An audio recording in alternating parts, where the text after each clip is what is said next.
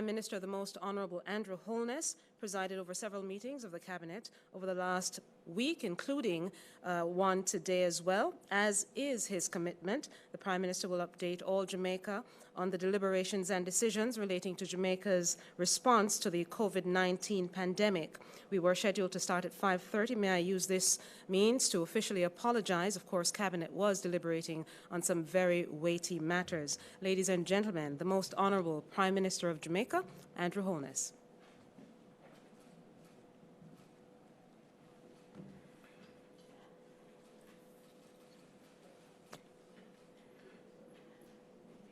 Good afternoon, everyone. Let me welcome all who are listening in Jamaica, outside of Jamaica. I know that these press briefings have a large viewership, and for those who have been waiting, again, let me apologize, but as you can imagine, many of these decisions that we are about to announce have to be deliberated down to their finest points before we come to the public with them. I'm going to ask that the Minister of Health come up first and give us an update as to the actual health situation.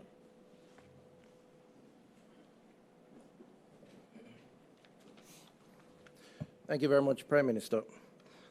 Colleagues, ladies and gentlemen, as of this afternoon, the number of confirmed COVID-19 cases has risen to 223.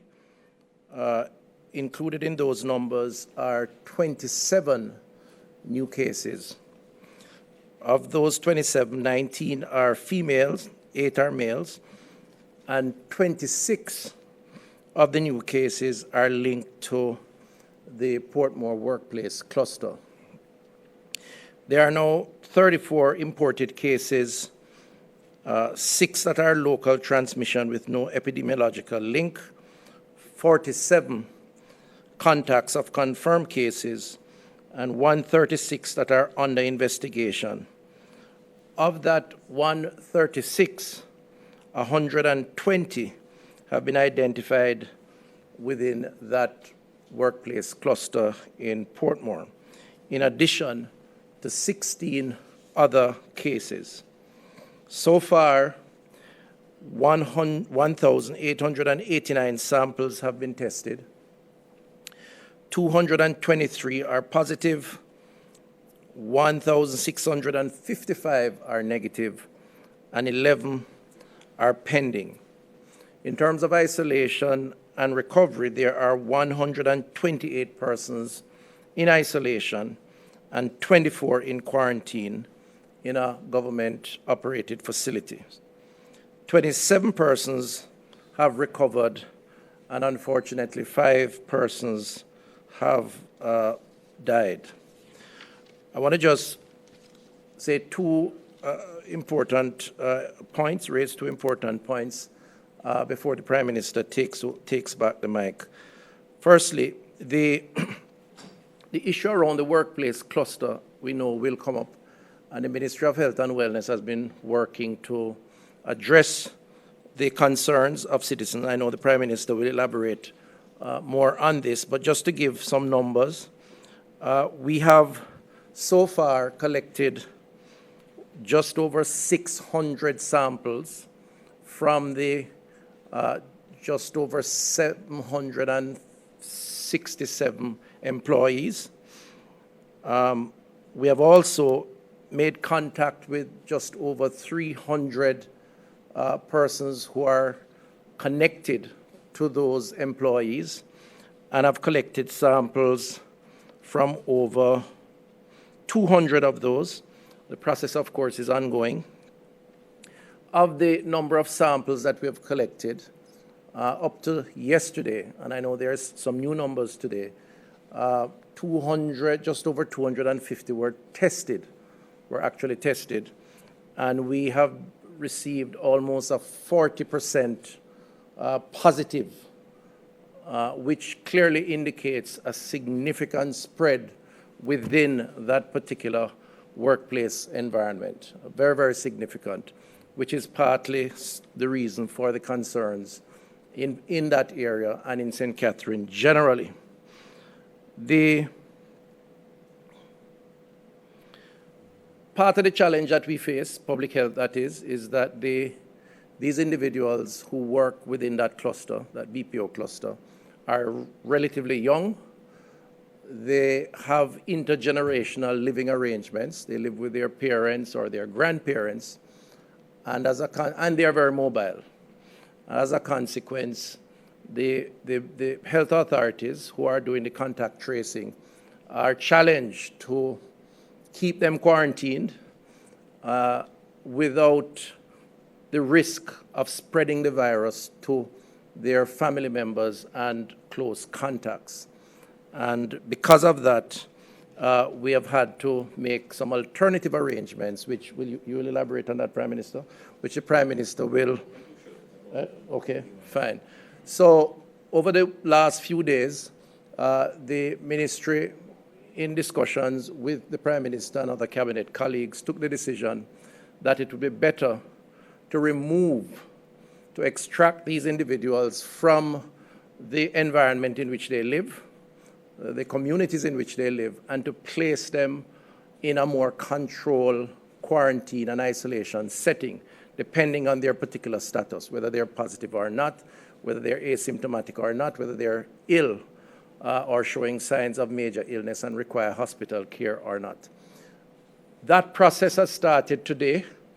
We have secured, up to this point, some 500 rooms in 3 facilities, and the movement of those persons to those facilities where we can control the movement more significantly has commenced and will continue over the next few days.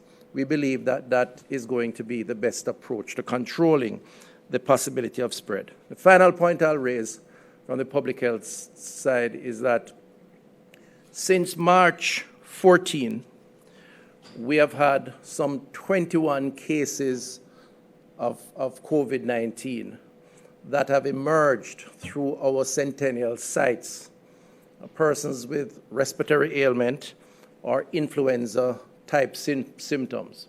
Now, what we do, we have treated our Centennial sites as a control group in that these persons are not connected to travel history.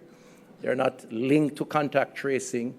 They turn up at our health centers or hospitals, and they have symptoms, influenza, upper respiratory symptoms. We test them. Once they come in, we test them. And what we have discerned is that there is a growing number of those persons who are positive. This represents for us the first stages of community spread, which we had anticipated and spoken about some time ago.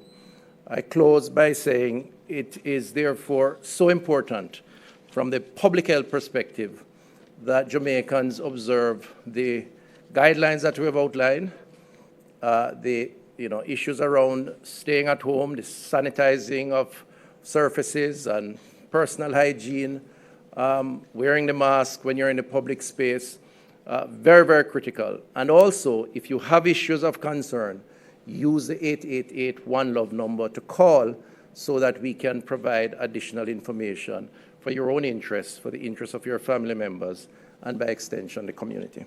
Thank you, Prime Minister. Thank you, Minister Tufton.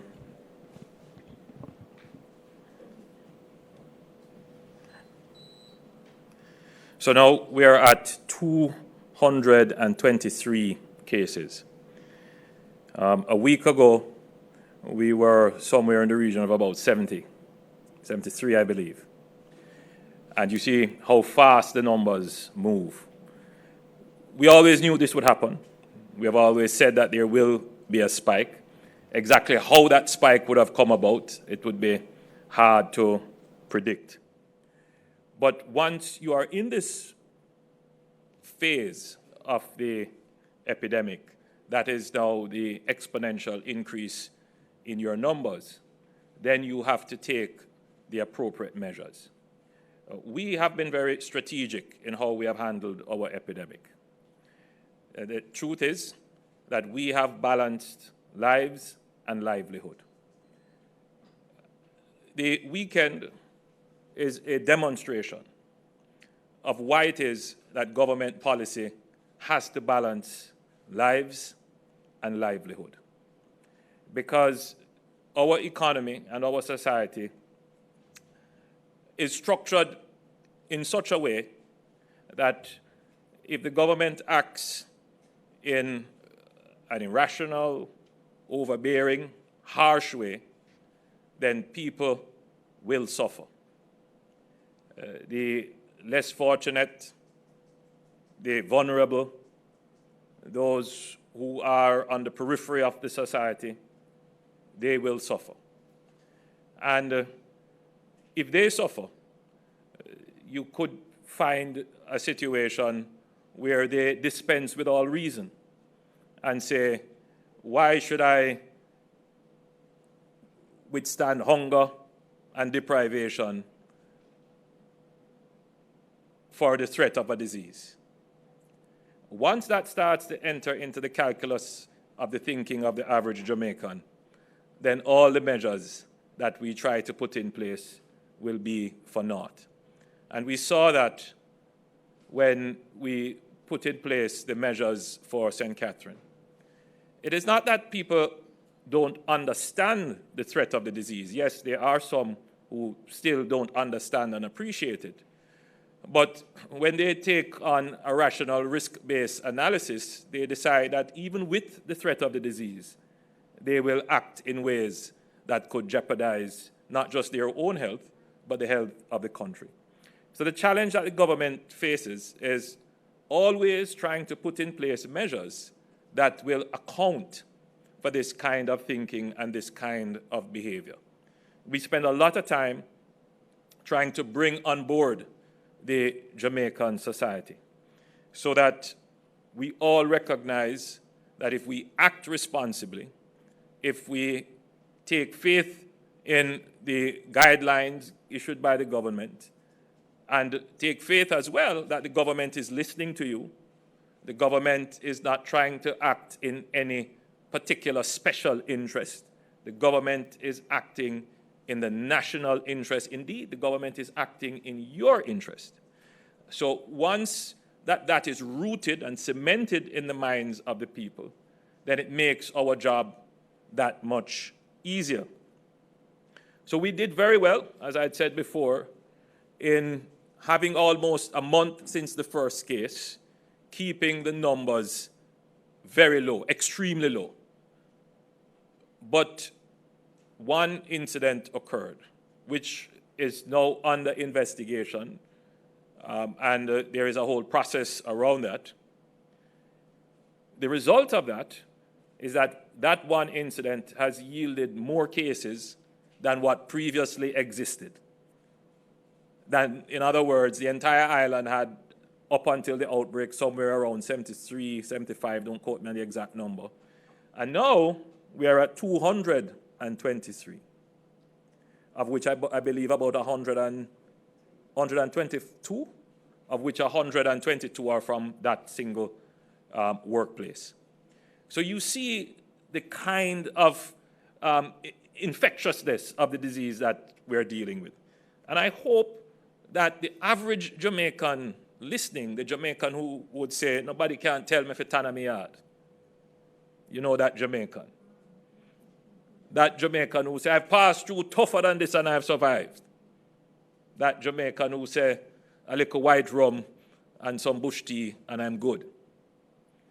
I'm hoping that also the Jamaican that say, well, I can't stay home and suffer, so even if I'm going to get the disease, may as well I get the disease.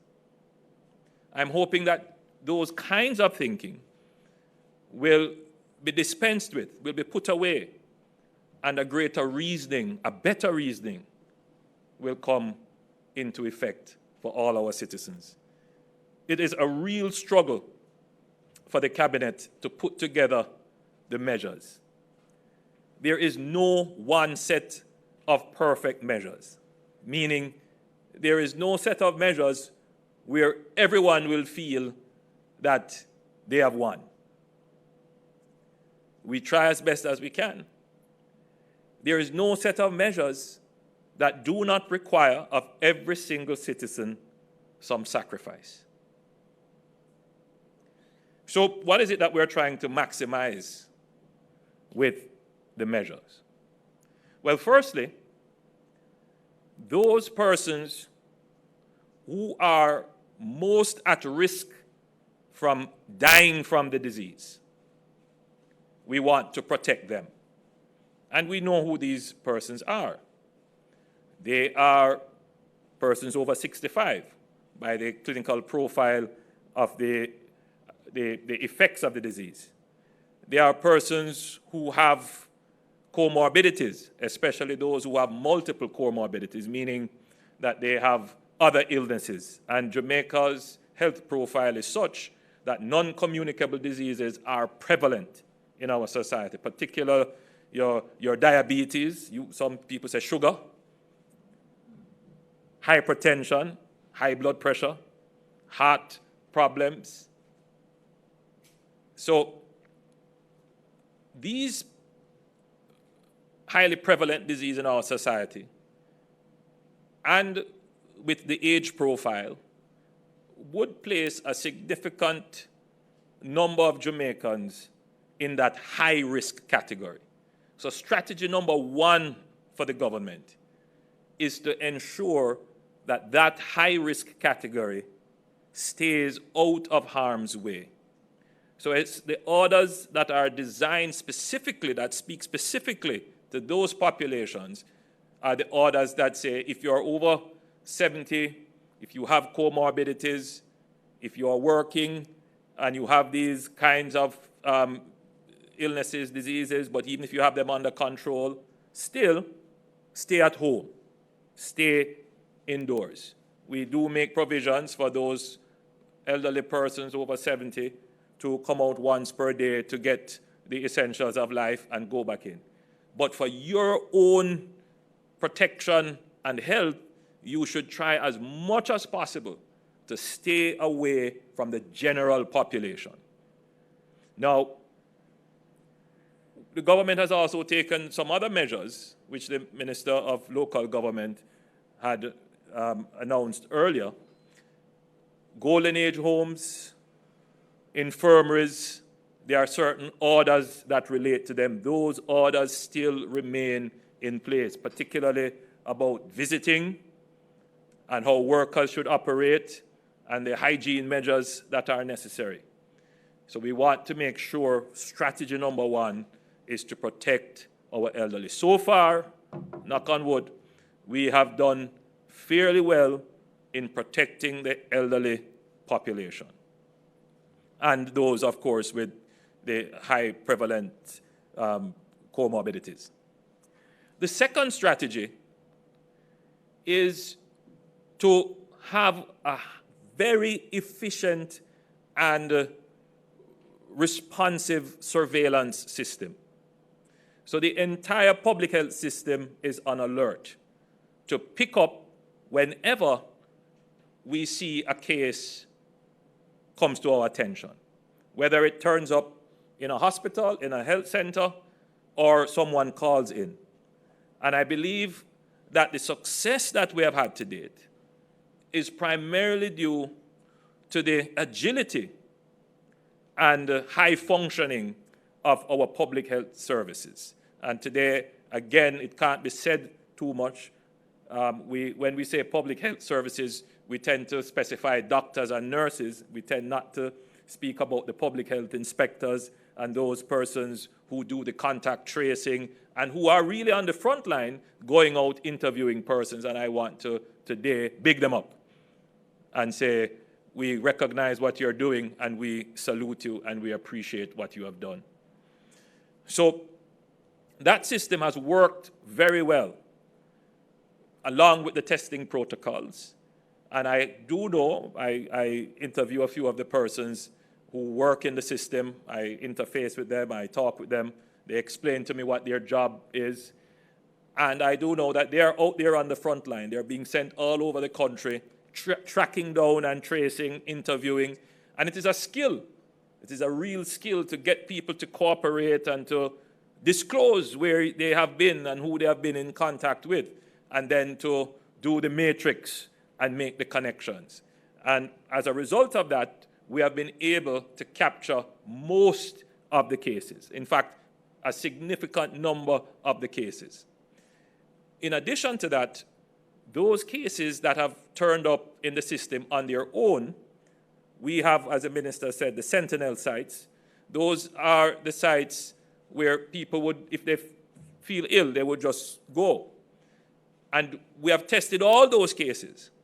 And those cases give a very good indication of what is happening with the spread of the disease in the wider society. So if you find that people are turning up outside of your contact tracing, then it is a signal, it is a sign that the disease is generally coming up in the population now, and you could say it is community spread. I am not going to say that as yet. I'll allow the CMO and the epidemiologists to say whether or not we are in community spread. But it is signaling that the virus is out and about, abroad, generally in the community. That means you could walk past someone and pick up the virus. That means you could be standing in line at the supermarket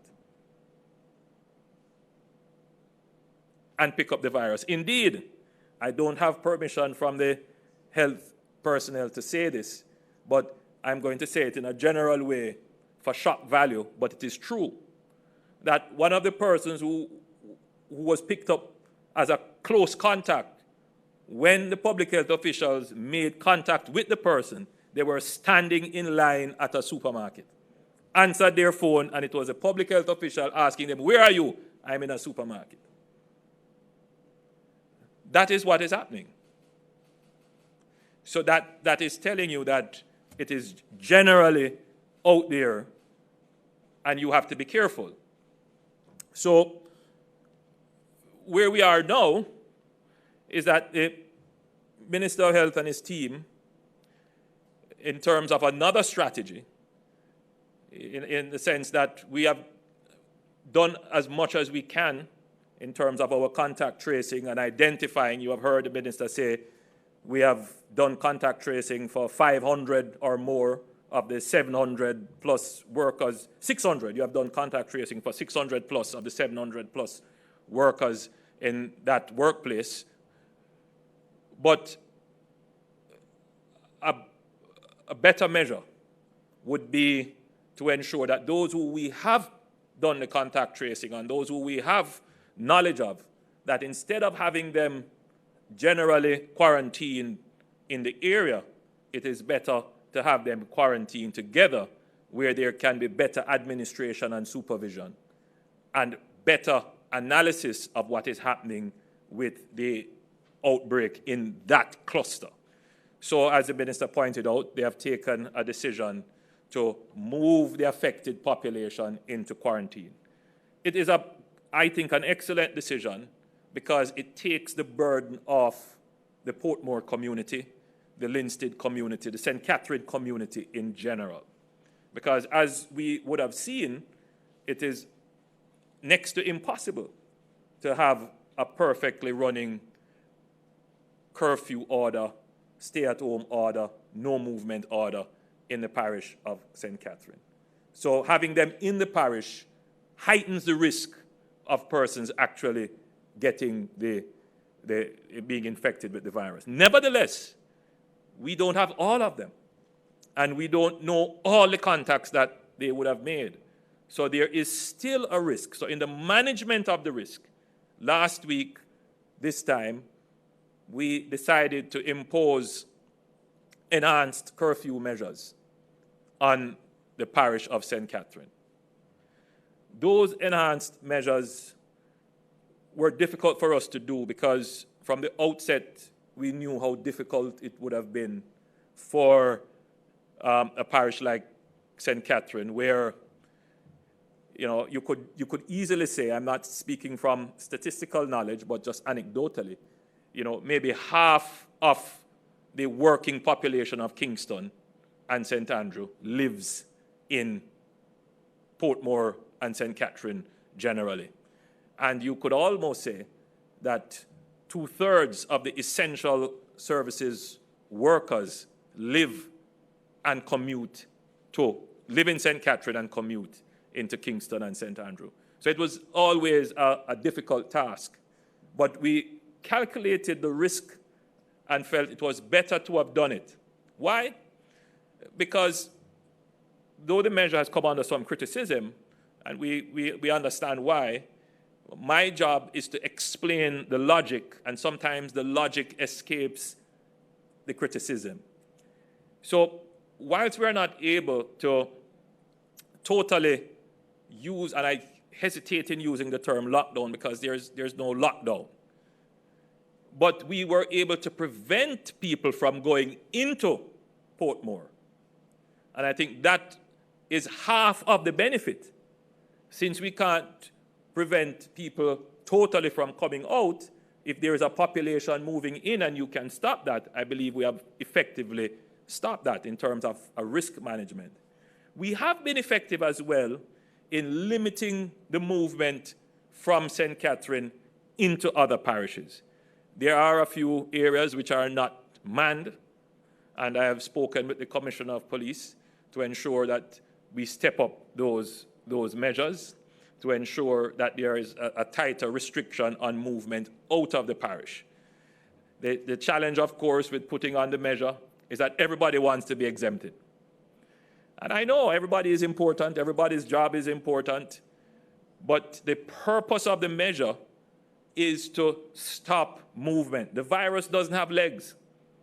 It depends on us moving, and the more we move, the greater the probability of spreading the virus. So there is no absolute stopping of measure, but stopping of movement measure. But what you want to do is to manage the risk, and so you put in place measures that will have a large impact on movement. What happened in Portmore in particular, Spanish Town and Linstead to a lesser degree, was a defeat of that purpose on the days where movement was allowed. We have done some recalibration, which I will explain later on, to enhance the effectiveness of the measure.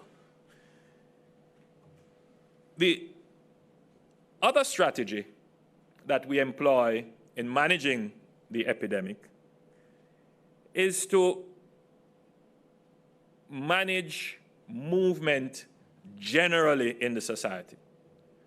And what we have done is to put in place general curfews. And again, I must commend the police and citizens in general for the high level of compliance regarding the national all-island curfews. Those have worked exceptionally well, and they have served to limit unnecessary movement. By 9 o'clock, the roads are generally clear.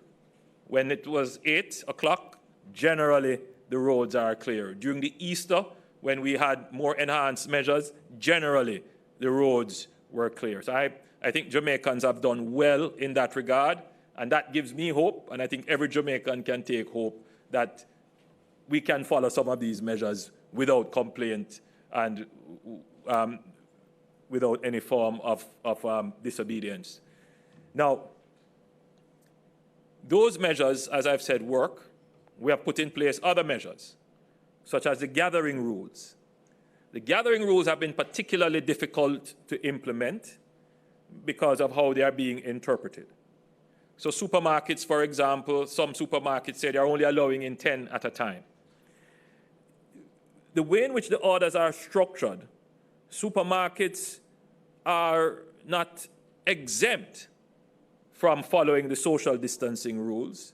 They are not exempt from the gathering rules, but they have to exercise certain latitude in how they allow in customers. So the idea is that if they have to come into the space, that you should put up what is called physical distancing markers. And you should insist that people stand, and we have done some amendments here, 6 feet apart within the space, and you should make a judgment on the number of persons within the space so that the number doesn't breach the 6 feet space for each person. And that's easy math for persons to do, and that should be a good guide as to how many you can let in at a time.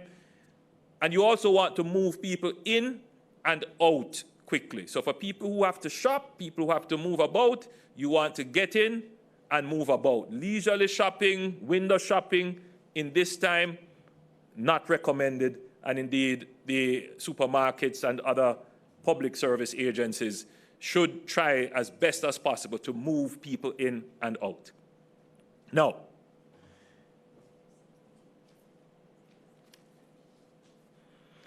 we've also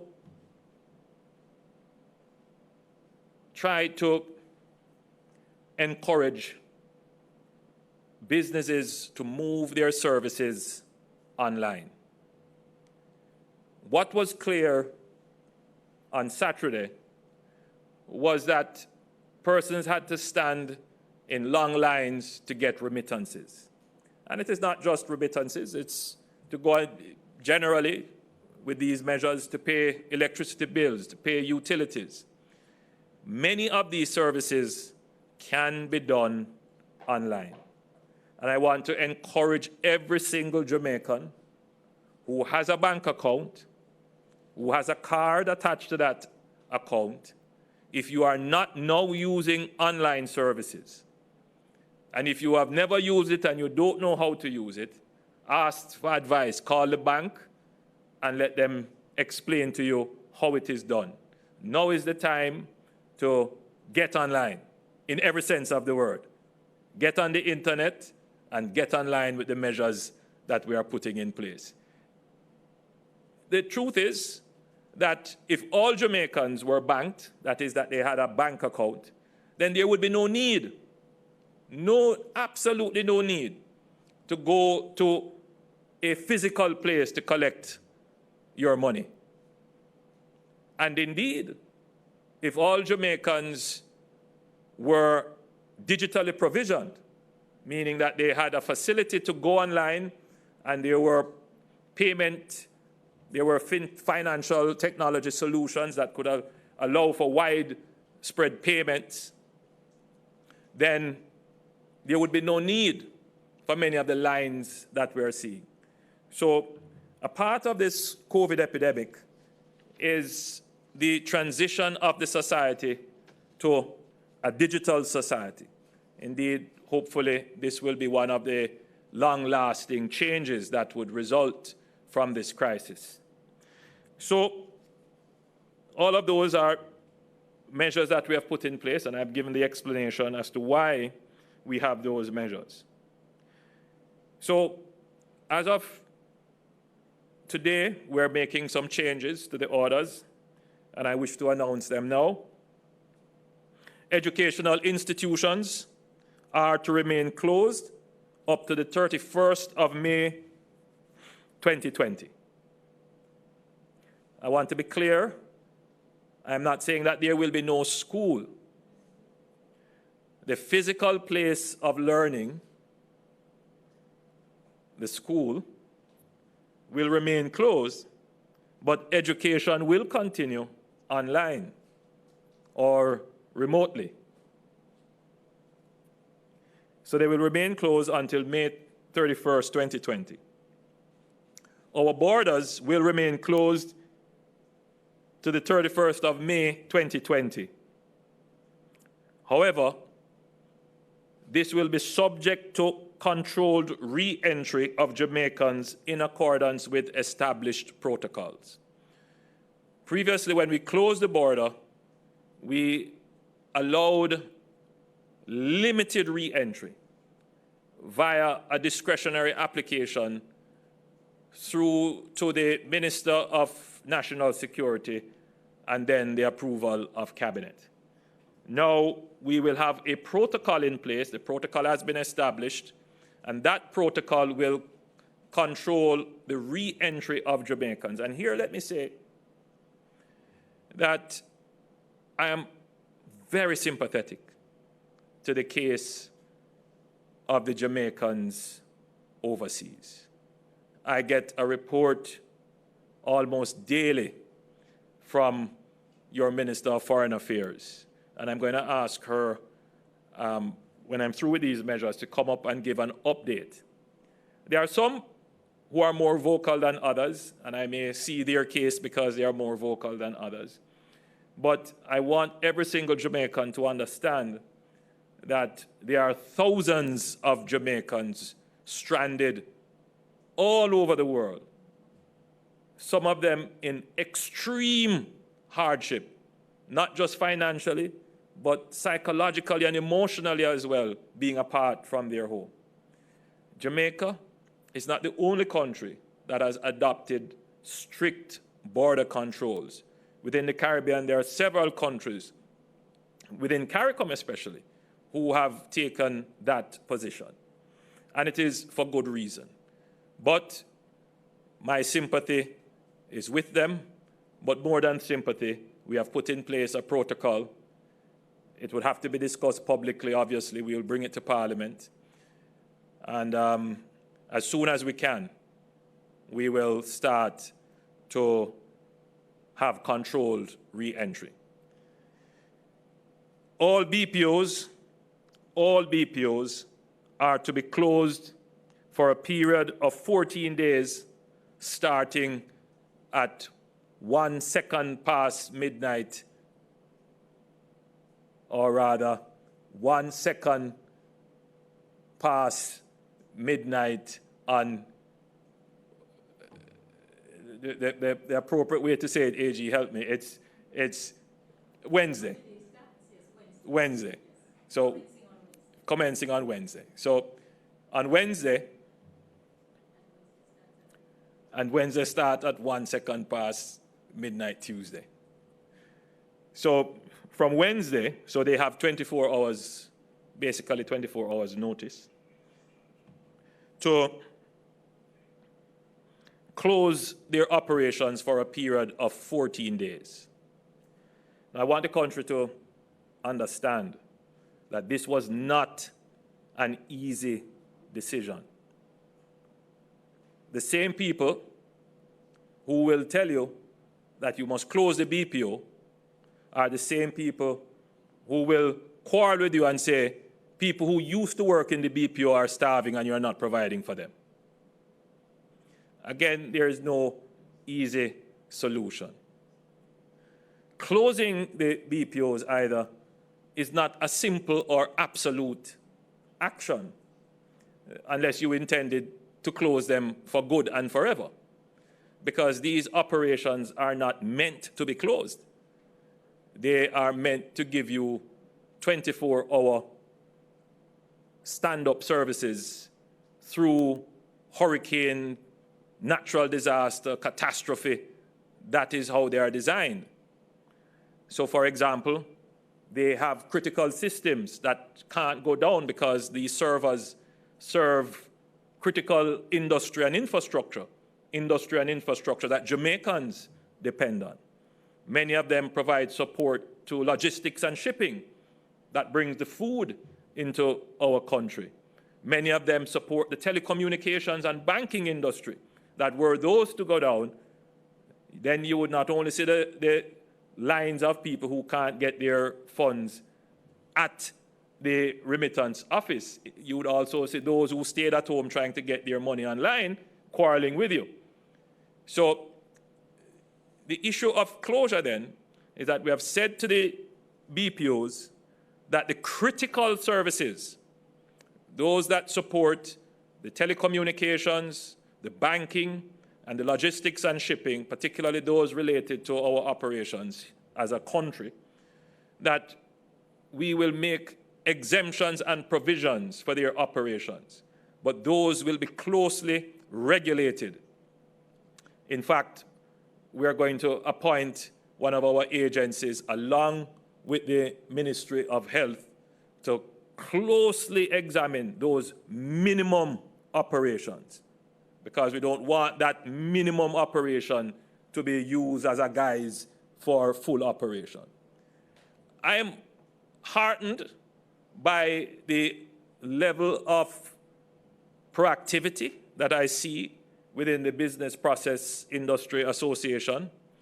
They have already started to plan, indeed many of them expected that this move would have occurred, and they have moved close to 13,000 of their workers to work from home. And the government earlier had made a provision to allow BPOs to move their equipment from the workplace to the place of home. And so many of our BPOs had already taken advantage of that. It is not easy on them. There are significant costs, but I believe everybody understands that this has to be done. This measure has some public health considerations as well. Consider if there were to be another outbreak in another BPO, God forbid. We see the level of infectiousness of the disease and how quickly it spreads in high concentrated workplaces in closed environments. So though the measure is specifically related to BPOs, I have asked a set of ministers to start looking at their operations and advise as to what other industries and areas would need to have special regulations that meet that criteria. They are in a closed environment, concentrated number of workers, and they are working in close proximity. So there are many businesses like that. I won't call any names or sectors at this point, but you can imagine some of them. And so we are going to be putting in place regulations very quickly. So it would help if businesses self-identify and immediately put in place measures before the government does it. So consider this as notice. We look forward to the reopening of the BPOs, but under different conditions, obviously. We don't want to lose the livelihoods that the BPOs support. But at this time, the health of the nation takes priority. The work from home orders are extended for a further 14 days. So employers have a duty to examine their business process, see what can be done remotely, what can be done at home, and adjust those accordingly. The stay-at-home orders are extended for a further 14 days. And of course, we know what the stay-at-home orders are. If you have no necessary business on the road, stay at home. If you are 70 years and over, stay at home. If you are ill with respiratory or flu-like symptoms, stay at home. If you have nothing to do, Tanaya Yard, stay at home. But let me clarify, the stay-at-home order has some specific things to it. If you are ill with respiratory symptoms or flu-like symptoms, stay indoors. Isolate yourself from the rest of your household. Make contact with the health services and follow the provisions to get to the health services. Wear your mask, stay away from crowds, try and arrange transportation that will get you for treatment. We have examined the curfews, and as I've said, they have worked very well. But given the phase that we are in and the potential now of community spread, we believe that we have to tighten the curfews. I had kind of relaxed them after Easter, but the cabinet considered it carefully, and on the advice of the security forces and the health considerations from the Ministry of Health, we have some new curfew hours, nationally, island-wide. So for the next 14 days, the curfews will start at 6 p.m. and end at 6 a.m. I see Minister Tufton saying 5 because he wants to go and jog at your home. Jog at your home. And that's you know, this is the challenge. So exercise is a perfectly good activity. But is there a way that the society can reorganize how it exercises without being exposed to a lot of people running up the hill or running around the dam or going to gyms? Is there another way in which we can do it? Is this one of the sacrifices that we would have to make in order not to have the spread of the disease? And this is what we're saying. There is no solution that doesn't require some form of sacrifice. So it is 6 p.m. to 6 a.m., and this will start as of tomorrow for the next 14 days. Now, we have made some adjustments to the curfews as well. Work hours are now adjusted. So work hours are from 8 a.m. to 4 p.m.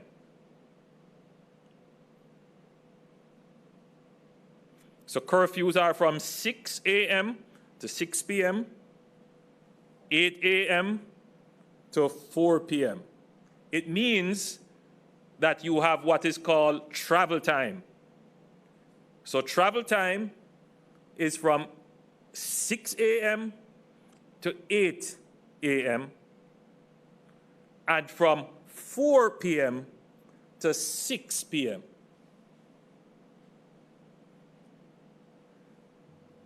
The JUTC and registered PPP taxes, PPV taxes, public passenger vehicles, they are allowed to be on the road from 5 a.m. to 7 p.m. But they must not have any passenger in their cars between 5 a.m. and 6 a.m. and 6 p.m. and 7 p.m. That is their transportation time back to their home. So the JUTC driver, he needs to get that bus back into the depot and find his way home. The taxi man, after he has dropped home the last person, he needs to find his way back home. So I believe that that is very clear and very fair.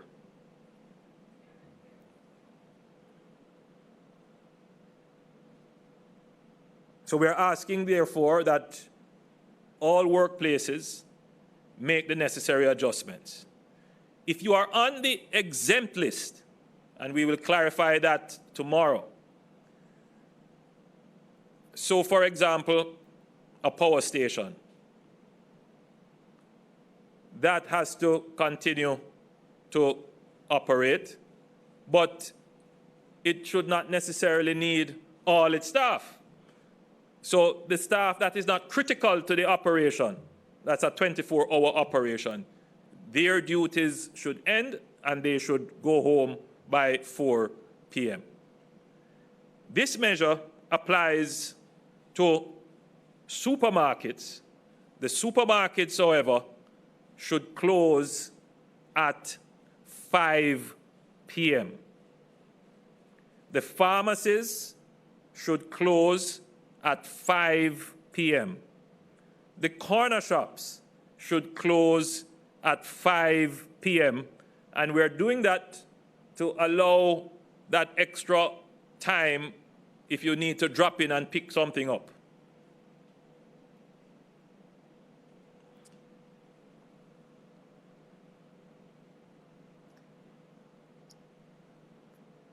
We have adjusted the times for markets, and the markets will now, instead of being closed at 2 p.m. and it was Sunday, Monday, Tuesday, and Wednesday, we will now allow the markets to open all week, except on Sunday, up to 4 p.m.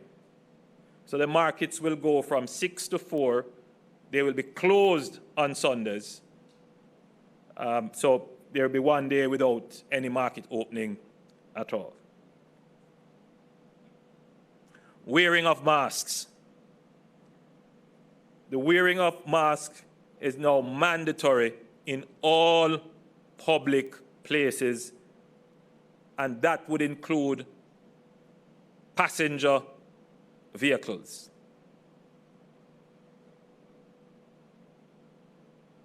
All public passenger vehicles. I am encouraging all Jamaicans to comply, because we are now in the phase, or the CMO will explain whether or not we are in the phase, but we are close to being in that phase of community spread.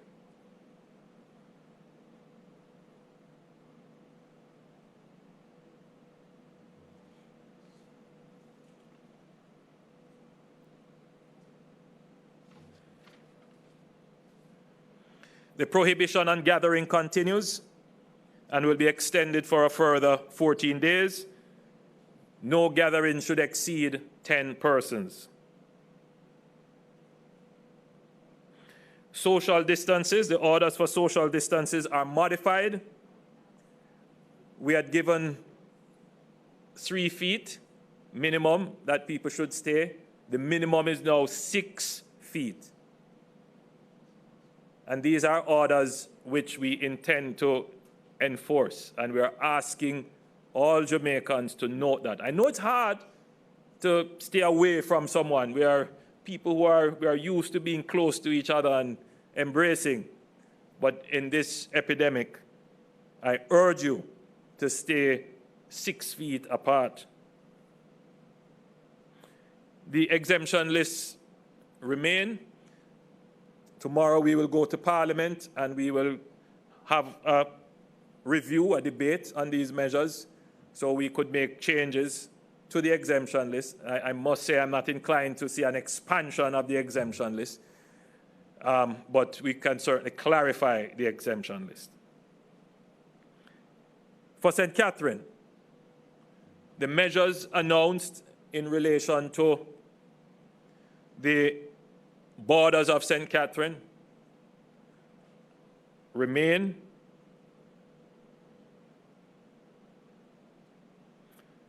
So St. Catherine is under a 24-hour curfew, technically. There are exemptions for the exempted list of essential services and essential businesses that can continue to move about, to pursue their duties, or to pursue the services that they give to the public. But the days for movement and the time for movement has been adjusted.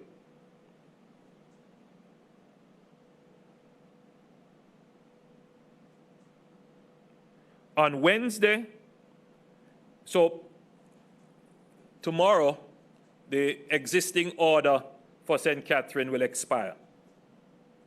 These new measures will take effect on Wednesday. So on Wednesday will be what we call a shopping day. And residents in St. Catherine will be able to move about on the hours of the national curfew. So they will be able to move about from 6 a.m. to 6 p.m. However, the establishments that are permitted to open, which continues from the existing orders, they will open from 8 a.m. to 4 p.m. We have removed the alphabetic classification for movement, so everyone can move around on that day. But put it here this way, if I lived in St. Catherine, I would explore every means possible not to move. I have family that lives in St. Catherine, very close family.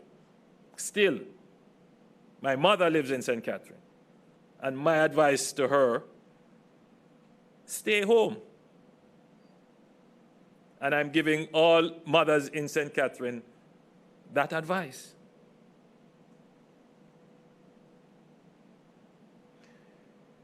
Thursday is a stocking day. So after everybody has taken out all the groceries out of the stores, then on Thursday, the stores are not open to the public, but they are open for restocking. So Thursday is a no movement day, except for essential services who are permitted to move. But stores can open for restocking, but they cannot serve the public. Friday and Saturday are shopping days. Same rules apply. You can leave your home at 6 a.m., spend 2 hours getting to where you have to go. 8 a.m. the stores will open, and then by 4 p.m. they will close, and then you spend 2 hours to 6 p.m. getting back home.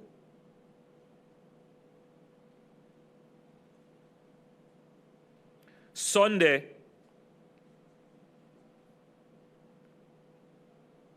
is a no movement day,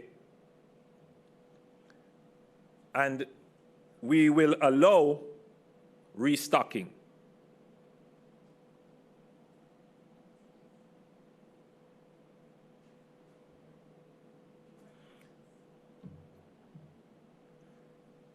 Monday is a shopping day, because after Friday and Saturday, there should be no stocks left. So you have to restock on Sunday, in order that Monday is a shopping day under the same conditions. And then stores can restock if they so choose on Tuesday, but remember, Tuesday would be a no movement day for citizens. These will be published so that all citizens in St. Catherine can understand how this will work. Pharmacies are allowed to remain open throughout the period of the measures. So pharmacies can open from Wednesday to Tuesday. However, on the no movement days, they are only permitted to dispense pharmaceuticals. For good reason. There are many pharmacies that are mini-marts and sell other things other than medicine. It would defeat the purpose. So this is to ensure that persons who are ill can get access to the essentials of life. As I said, there's no perfect solution. We try to come as close as possible to the solution.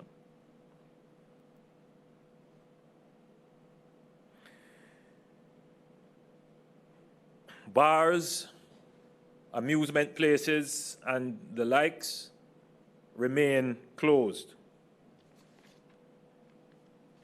These orders will be gazetted after debate tomorrow, and they will be published in the usual form. I'm going to ask Minister Johnson Smith to...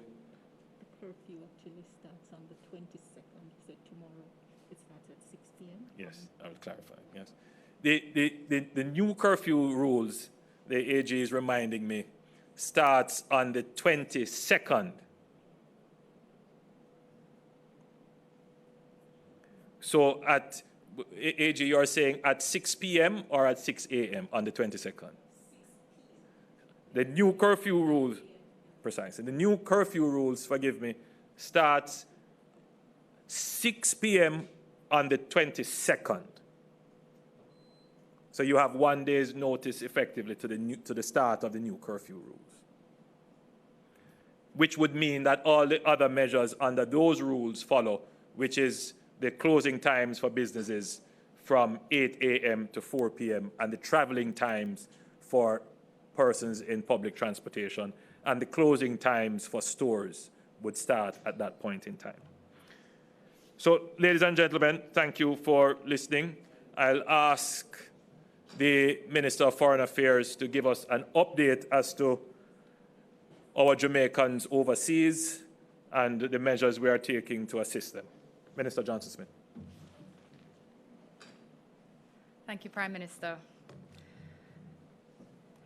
I know this is a matter of great concern to not only Jamaicans overseas, but to those of us here with not only friends and family who we miss dearly, but just Jamaicans who have a strong sense of our diaspora community and our brothers and sisters who have found themselves in a range of circumstances overseas when they had not intended. And this ranges from persons who were perhaps surprisingly on vacation and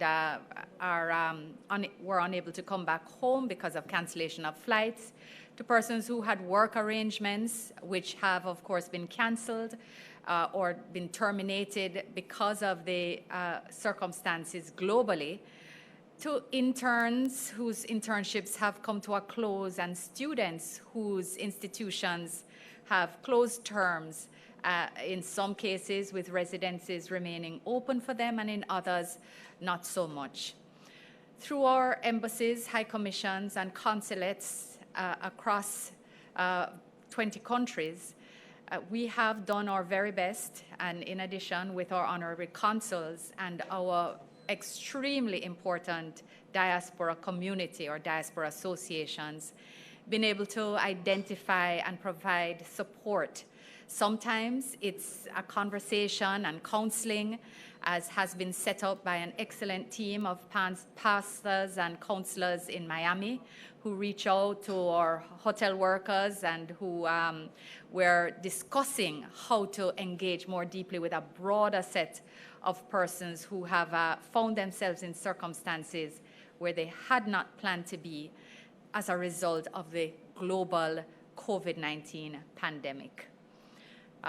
Again, we have sought to ensure that we are able to provide, where possible, accommodation or foods where persons have accommodation provided by employers who are unfortunately not functioning anymore, but trying to assist our nationals because their arrangements have come to a close, as well as, of course, persons who have, through the grace of friendship, family, and community, been able to provide broader support for our nationals, whether it's medication, a safe place to stay, or resources and services. And for this, we are enormously, enormously grateful.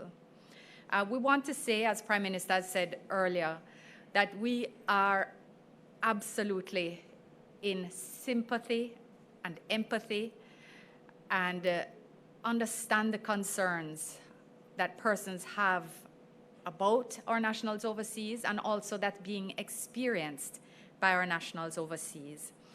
And it's true that there are no easy choices in these circumstances. There are only the best possible decisions with the public health of Jamaica in mind.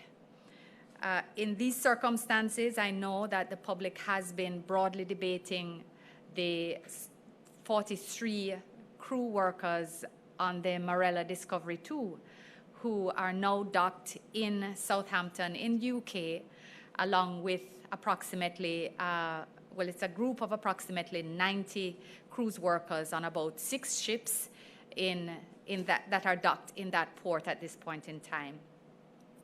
I want to assure you that we are in touch with all our stakeholders, including the owners of the cruise line, about arrangements to bring those 43 workers home, as well as an additional 73, as well as an additional 30 that have been identified as non-essential crew, which they therefore would not require to keep the mechanics and of the essential services of the ship together and functioning.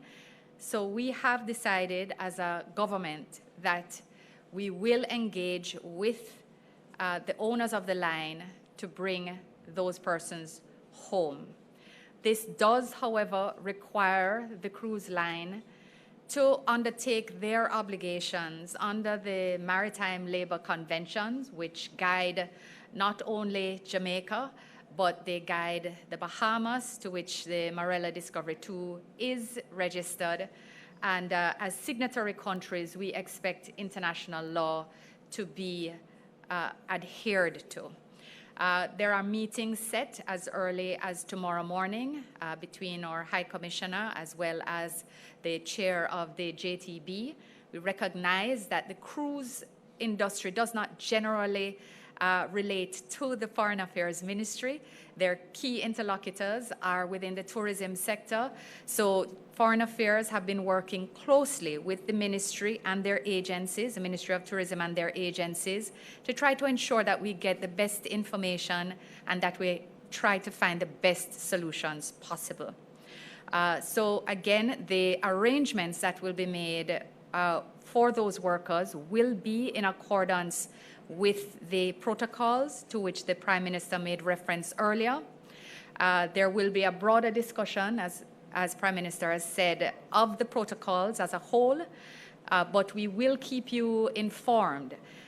We regretfully have not been in direct touch with the workers. We've been speaking with the organization, and you must understand that with thousands of workers overseas, it would be a difficult thing for us to manage as a government, direct and individual communication. So to try to ensure that we have the appropriate processes in place, clear and factual information at all times, our approach has been to liaise with the owners of the cruise lines. And just to give you a sense of where we are in terms of understanding where our Jamaicans are, because I feel sometimes that there's a sense that we have one small cohesive body of persons in a specific location, and this is not the case. We have 322 Jamaicans across 70 ships on one cruise line. We have 867 crew members on one cruise line across a number of ships, which we are seeking to confirm. We have 90 crew members on one line across 6 ships. We have 586 on another cruise line across 9 ships, and we have 128 across 4 ships, again in varying locations at sea, at different ports across the globe. So from a logistical perspective, from a communication perspective, and from a sheer capacity perspective, this is a hugely complex matter to consider in terms of repatriation. I know that there are references often to some countries sending planes for their citizens. Regretfully, Jamaica is not at an economic state and a state of airlift capacity to do this, and we're not alone. Many more countries than those which have sent have not been able to. This causes challenges, and as Prime Minister said, across the Caribbean, most of our brother and sister countries are in the same circumstance, although perhaps with different locations. I want to also add that we have been collating information about our non-cruise workers across the world. And at this point in time, we have in one cohort close to 350 persons identified who are seeking assistance across 30 countries. And that's not counting the hundreds in the US that are engaged directly with our embassy, our embassy and our consulates in New York and Miami. So again, we engage as much as we can, we provide support as much as we can, and we seek the best solutions as a government with capacity issues, which with changing circumstances, because of course, persons would recognize that even when we started to discuss the matter of controlled re-entry of our nationals overseas, we did not have yet the spike of the capacity that we have discussed today. We did not have the outbreak of more than 100 persons have been added to the list since then. And this means that there's increased capacity constraints on our health workers, on the quarantine locations that we may have been seeking to identify, as well as, of course, the general considerations of how they will be taken best care of when they return. So again, these are not easy issues, no easy choices, only the best possible decisions that can be made in our best interests as a country as a whole. We thank you for your patience, we thank you for your understanding, and we will be here to welcome you home as soon as we have the appropriate arrangements and capacity in place. This will clearly have to be a phased arrangement, and we will do our best to work with you to ensure the best solutions. I thank you. Thank you, Minister Johnson-Smith. What we have been able to do with this matter is to bring the Ministry of National Security, Immigration, the Ministry of Tourism. Minister Bartlett is here. He has excellent relations with the cruise element, and they have been very forthcoming in what can be done to bring our Jamaicans home. And then the Ministry of Health to have the health protocols in place. It is not easy to coordinate this, but we have managed to get it done. We have developed an application, which we will launch this week, which will help to coordinate the thousands of Jamaicans all over who are seeking to come home. Bear in mind that our orders are still in place, that anyone who is allowed re-entry into Jamaica must serve a period of quarantine, 14 days. It will be up to the Ministry of Health to make an assessment as to whether or not the quarantine is at home or in a place appointed by the state. It is more than likely going to be a place appointed by the state. In fact, that is the recommendation. We are also saying that everyone who is allowed re-entry must be tested upon re-entry. So you can imagine the logistics in that. Then it has to be an end-to-end solution. It can't be that you just come home and you find your way to the place of quarantine. That doesn't make sense. So there has to be a logistics operation end-to-end, that you land in Jamaica, you're processed, and arrangements are made for your luggage and whatever you take back with you. And your physical self gets on a bus and you are transported to the appointed place for quarantine. There are other issues to consider that tomorrow I'm certain in Parliament they will raise. But I believe we have the logistics lined up. The problem now, and I say it is a problem because it is a real problem, is the capacity. Remember what I said earlier, that the Ministry of Health, the public health departments especially, they have been consumed in manning the centers of quarantine which are now operational, in manning those persons who we have in isolation. They are doing the contact tracing. Some of them are doing the testing. the truth is that we simply do not have enough personnel. Simply don't have enough. So if you're considering bringing home thousands of Jamaicans that have to be administered and processed and monitored and supervised in a process of quarantine, then that means the other functions that they are doing could be deprived. So it is a delicate balance. So I've asked the Ministry of Health to see how we can ramp up capacity, and they are developing a plan which they will present to me. So we're doing everything possible to bring home our Jamaicans. I'm going to ask the Attorney General to address some legal issues. Well, I couldn't say legal issues, but some claims for exemptions that have been made. Thank you, Prime Minister. On Friday, April 17, the President of the Jamaica Bar Association brought to my attention a letter he wrote to the Minister with responsibility for national security, seeking exemptions for the legal profession. I note that there is a public debate raging, and there seems to be some dissonance between the request of the bar and other members of the profession. The matter has been considered. The request of the bar is a reasonable request on 3 areas. It's in respect of duties to be performed, which cannot remotely be performed, and the new order will reflect those modifications. Just to say that the existing order was done in consideration of the practice directions given by the Honorable Chief Justice and the President of the Court of Appeal.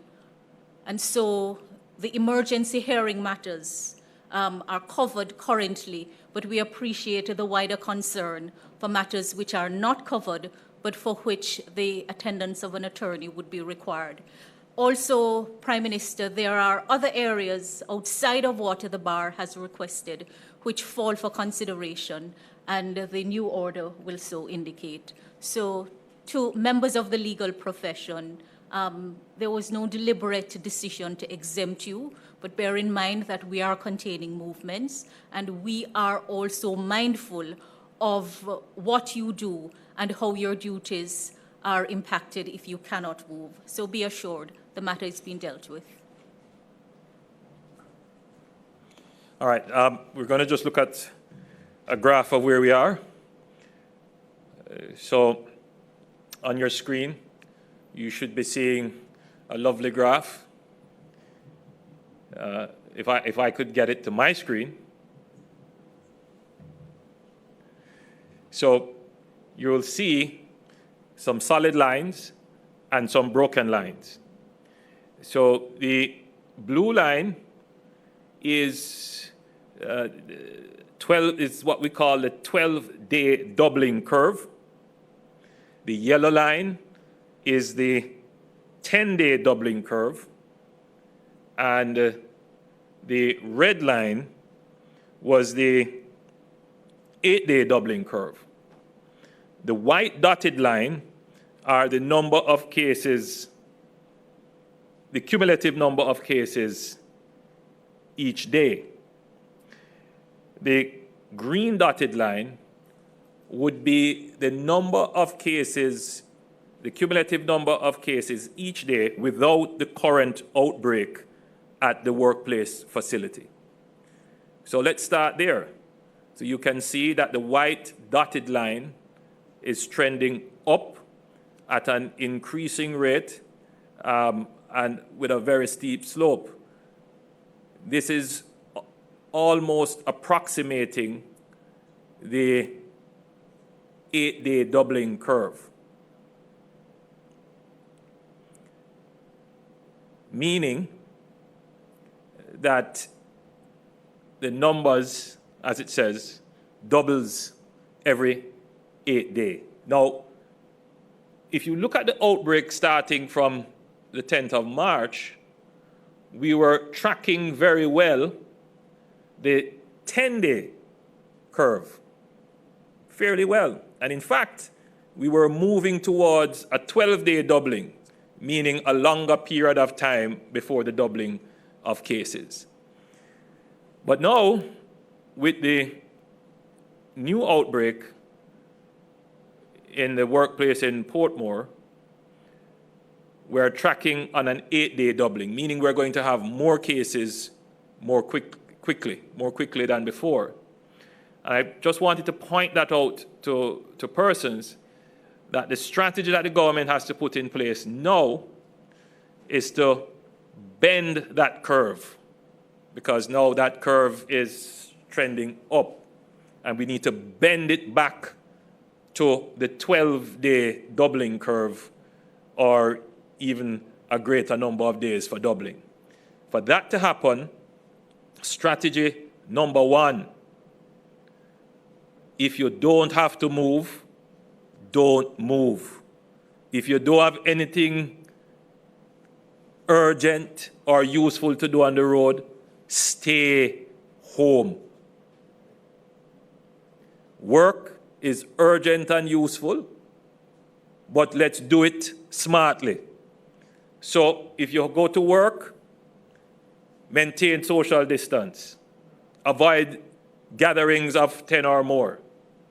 Wash your hands regularly, especially after a cough or a sneeze. If you have to sneeze, do it in the bend of your elbow. Wear a mask.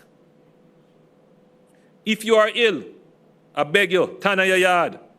In fact, lock up in your room by yourself. Isolate yourself from your family. Let the medical system know, let the health system know. And you can do this by going on to jamcovid19.moh.gov.jm and register yourself. Or you can call our 888 One Love number, or call our local health center, or have someone do it for you if you can't do it. If you have any kind of symptom, stay home in your room by yourself. Strategy number 3, which is a more long-term consideration, is that we have to reorganize the way in which Jamaica does business. Too much of our business has to be done in the physical presence. Too much of our business requires us to travel. When there are more convenient and cheaper and more efficient ways of doing business, we have to become a digital society. And the government already has measures in place, but now it is imperative that we move those measures forward. One simple thing that we can start to do is to, as Jamaicans, all Jamaicans, is to get yourself a bank account. That is the start of moving online. Now, I know it's difficult, very difficult, but I think the banks well understand, the government well understands that it is something that we have to promote. And in the coming weeks, you will hear of other measures that we are putting in place to ensure that we can move onto digital platforms to conduct financial transactions and pay bills, which a large number of Jamaicans are already doing. But the truth is that too many Jamaicans are not doing it. They still have to stand in line to collect their PATH benefits and their pension checks. They still have to go and stand in line to pay their utility bills and all the other bills, when all of those could be done seamlessly, efficiently, and without travel online. So we're open for questions.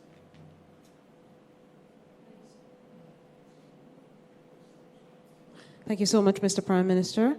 There are several questions. Let's get straight to them then on our Zoom with our media partners.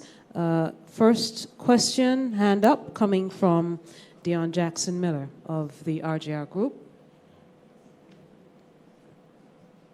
I'm sorry, could you unmute your mic for us, Dion, and go ahead?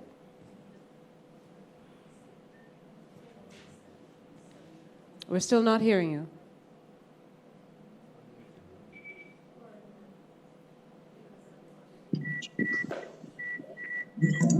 Let's try this again. Okay, yes, thank you so much.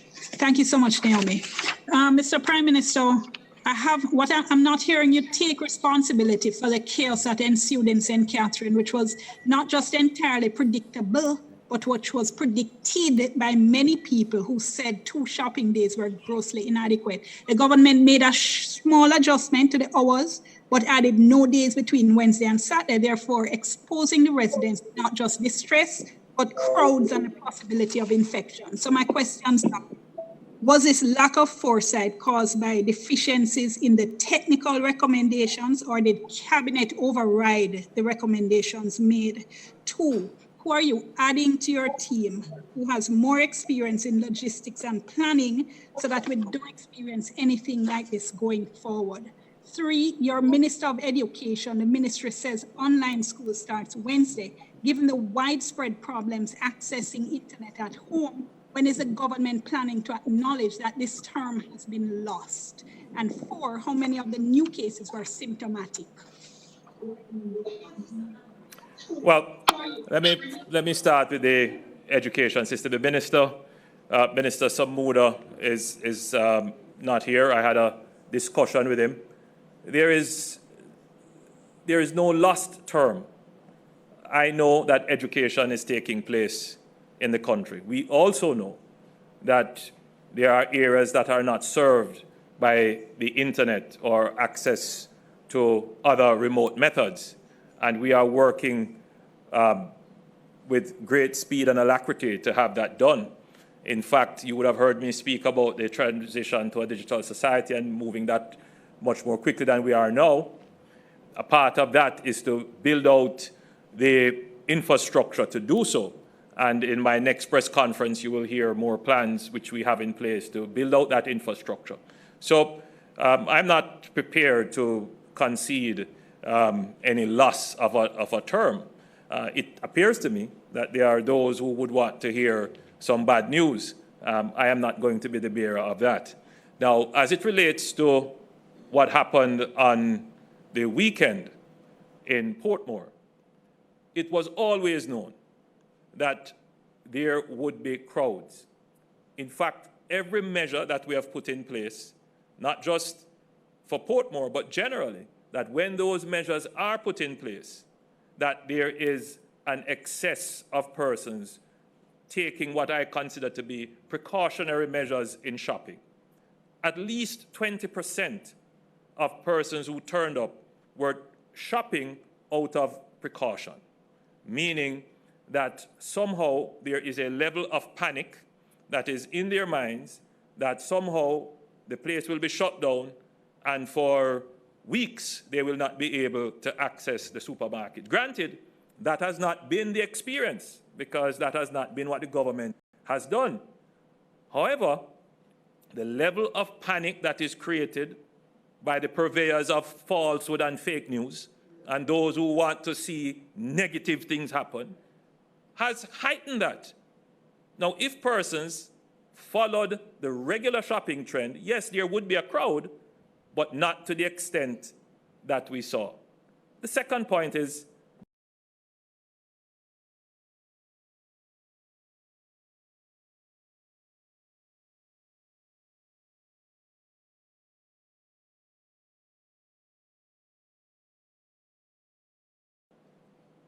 the crowds there were no different, or in Spanish Town were no different. In Portmore, granted, in some areas, there were more crowds. Again, what would have caused that? The precautionary buying. I want to take this opportunity to say to Jamaicans, there is absolutely no need for panic. The society is going through a reconfiguration of how we do business and how we live in order that we can survive. The government has no intention whatsoever to deprive you of your livelihood, of your food, of your medicine, and all the essentials and necessary things of life. The government is doing everything possible to ensure that you can go about your life without becoming a victim of the SARS-CoV-2 virus and the COVID-19 disease. This requires sacrifice on the part of every Jamaican, but more so, it requires us to be smart and it requires us to filter out negative information, false information, and those who would seek to create mischief, and focus on what the government has said is appropriate. I personally went out to Portmore, as I have done in other areas where we have taken measures, to see what was happening for myself.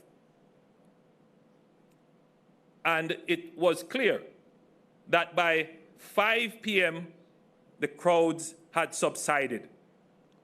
So there were 3 clear shopping hours where shopping could have gone on. I say to those persons who would seek to cast doubt on the government's ability to plan, we have been very inclusive. Between myself, the Minister of Health, the Minister of National Security, the Minister of Foreign Affairs and Foreign Trade, the Minister of Local Government, the Attorney General, the Minister of Tourism, all the ministers have drafted in the capacity and resources of this country in a collaborative and participatory way to provide the solutions. Even up to the last minute of the drafting of the instructions, persons were calling in, giving advice. The majority of Jamaicans know that they have a listening government, and a government that is responsive. And I will always respond. I don't claim to be infallible. I don't claim to not being a human who could make mistakes. But I take my job very seriously, and I'm very diligent, and I reject strongly any claims by anyone who would seek to cast doubt and spread negatives on the efforts of the government and the people of Jamaica. Sorry, there was a question concerning the numbers. CMO? Yes.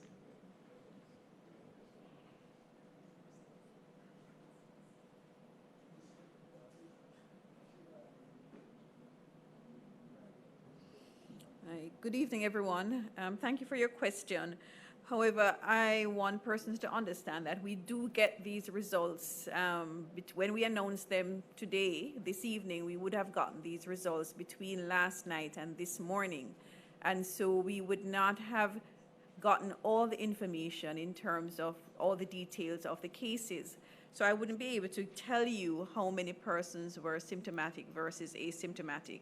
What I can tell you, though, is that the timing of the testing, and based on where we've seen the onset of symptoms for the majority of persons, it would appear that at this point we would be at a point where we'd be seeing that most persons would be right in the middle of an incubation period.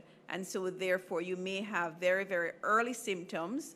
Most persons would be in a pre-symptomatic phase, and then you would have persons who would be start showing symptoms at this time. But I don't have the information on the numbers right now. Thank you so much, CMO. Based on the hands raised on our Zoom call, Brittany Clark from Nationwide is next. Brittany? All right, so I have 2 quick questions, please. Firstly, regarding the order that the BPOs have been ordered closed effective Wednesday at midnight, just to clarify. I'm sorry, Brittany. We didn't hear very well on this side. Could you repeat that question for us? Okay, sure. Okay, so regarding the order that the BPOs have been ordered closed effective Wednesday at midnight, just for clarification, does this order apply to BPOs where all staffers are working from home, or is it only for the closure of the physical BPO space? And the second question, is it confirmed that the deportees will be accepted into the island tomorrow as previously announced? And if yes, what are the plans for them? Thank you. So the BPO closed, so let's be clear, the intention is not to punish the good for the bad. The intention is not to deprive people of their livelihoods. The intention, as I have said before, is to provide a space where we can reconfigure the operations of the BPO. What is clear to us, the lesson learned from the workplace in St. Catherine, is that in a closed area with a concentrated number of workers in close quarters, the disease can spread rapidly. Now, from a public health standpoint, you don't want any kind of infection to be spreading. The age profile of the persons in the BPO would not be considered the high-risk age profile. There might be still some high-risk persons there with comorbidities, but they are not of that age group. The challenge, however, as the minister pointed out, is that they live in what is called multi-generational arrangements. So they live in a household with their mother and possibly their grandmother. It is that transmission for which we are concerned. Now, if it were to happen in another BPO, then you could see how that would have an impact on the national numbers, but also on the national spread. So what we want to do, what we have done, is those persons that we have identified from that workplace, we're going to quarantine them in one place where we can have control over them. Where there are other BPO-type operations, we are going to put in place measures to address them. We're going to announce those soon. But the BPOs, the ones that we know of, the ones that we regulate, those we are saying 14 days, close the operations, that is the operations of the facility, minimize to the bare minimum what is necessary to keep your servers up, keep the critical services up, which I mentioned before, like the telecommunications, which we all need and benefit from. Were that to go down, then you could really have a major problem. The logistics for shipping for us to get our stuff here. And, you know, many of our BPOs serve not just Jamaica's logistics, but global logistics, of which we are a part. So those minimum operations, just to keep those going. But everything else, they have to migrate it to a different place. So they can migrate to homes, which I've said, of the 40,000 people who work in the sector, 13,000 have migrated to working in homes. They are now trying to make arrangements with hotels. That might be a challenge, but I am making an appeal here to the hotel sector. No business is happening in hotels now. Here is a perfect economic opportunity to put hotels and BPO operations together.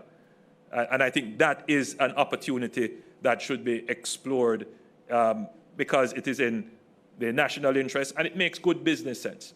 So the BPOs will significantly reduce their operations to the point where you could literally say they have closed for the 14 days. In that 14 days, they have an opportunity to restructure, many of them to deep clean, many of them to rethink their operations, and it breaks any possible contagion link that may be developing for which we do not know. Thank you, sir. Let's go to... And the CMO would like to add to that.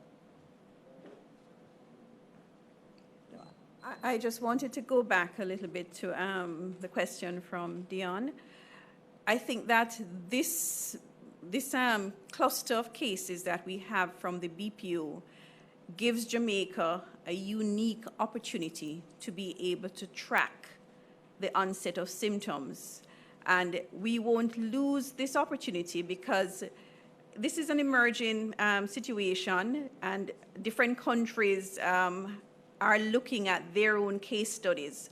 And this is an opportunity for us really to be able to track onset of symptoms when it is that they do occur, especially in this subgroup, which is a different age group and has its own characteristics from the general population.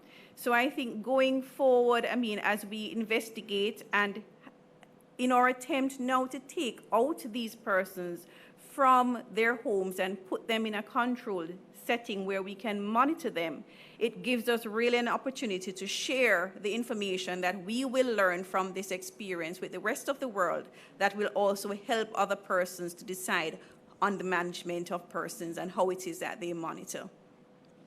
Thank you, CMO. Let's move to Damien Mitchell from the Gleaner Company. Thank you very much. Prime Minister, on April 7th, the Health Minister reported that about 1,000 people who arrived in Jamaica between March 18 and 24 had still not made contact with his ministry as mandated by the order. How many of those 1,000 people have since been found, and how many are still being pursued for prosecution? That's question one. To the CMO, can you confirm whether there was in fact a 6th COVID death involving a retired lecturer? And if Minister Johnson-Smith could help me here, what exactly are the obligations of the cruise lines that must be met for these ship workers to return home? And while you're at it, Minister Johnson-Smith, can you say whether the authorities had received the temperature log of the workers aboard the Marella Discovery 2? If so, when, and what was done with that information? I'm going to ask the CMO and the Minister if they choose to answer your first question. The Minister of Foreign Affairs is on her way.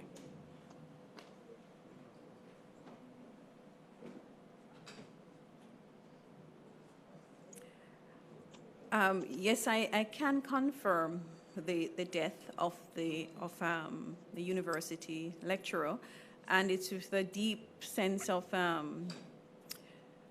my own, sympathies, both to the family that I know personally, and for Professor who taught me when I was in university. It is really very with great sorrow that we see, we note his passing, and my condolences to the family, to the entire university fraternity, who I know have suffered a great loss. With regards to the numbers, we're trying to get an update where that is concerned, but I do know that the majority of persons, and we would have closed that gap in terms of the 1,000 persons that were outstanding, because there were quite a few persons that not only called in to the portals that we had established in terms of the website and the telephone call centers, but also directly into the health department as well. And what was the third? The numbers. We've closed the gap. I've said that we've closed the gap, but I'm not sure of the exact number. Okay. All right, thank you, CMO. Minister Johnson-Smith.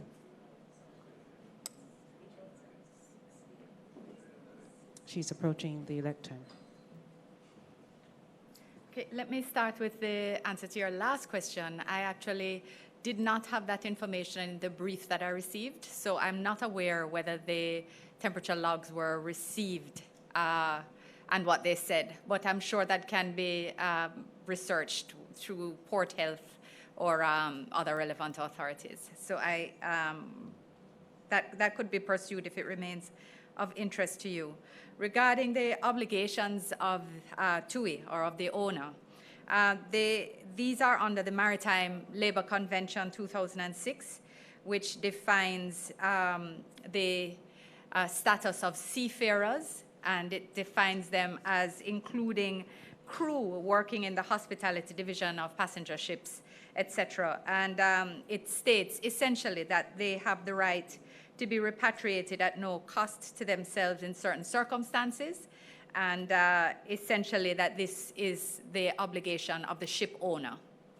I know that there was a matter being discussed in the public domain in relation to an undertaking where TUI repatriated several UK citizens back to Britain in mid-March, and I think that there was a misunderstanding because those persons thought that it was the government that was repatriating them.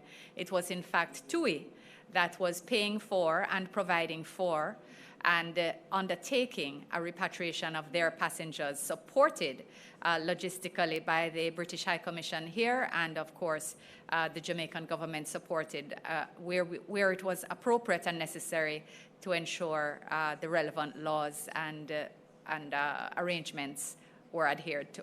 I hope that's helpful.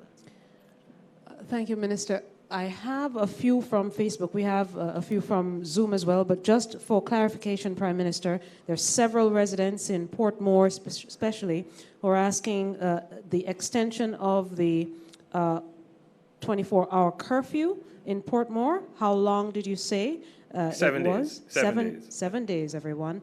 and 2 concerning the opening of Western unions and money agencies. Yes, we have decided that on the shopping days, which I will go over before we close, but on the shopping days, the the remittance agents and financial agencies, banks, can open on the shopping days. And the post office, of course, yes. So that's banks, remittance agencies, and post offices can open. Let's then go to Mr. Edmund Campbell from the Gleaner as well. I'm sorry, you'd have to unmute your mic, Edmund. We're seeing you, not hearing you. Are you hearing now? We are hearing very well. Thank you. Go ahead, please. All right, very well. What is the earliest possible time we can begin to bring Jamaicans home, including those, the crew members on the Morella? That's one. Are there any other person or persons from the Ministry of Health who have tested positive for COVID? That is in light of the single person who was reported earlier. And has there been any coronavirus infection at any BPO besides the Portmore Alarica call center? So the Minister of Foreign Affairs is on alert to answer your question if I can't answer it. The Cabinet has discussed it. We have a subcommittee of Cabinet that is working. We have not settled on a date. It is capacity determined. So I need to get from the Ministry of Health how soon they can build up their capacity in order to service any mass re-entry, mass-controlled re-entry of Jamaicans back to their home country. That will take some time. I can't say when, and I don't want to give any date to which I'll be held, but we are working as much as we can to get it done. Who knows? You could see some re-entry start, in the near future, but it all depends on our capacity, which we are trying to expand by doing some rapid training at this point. The other issue was Minister of Health will answer.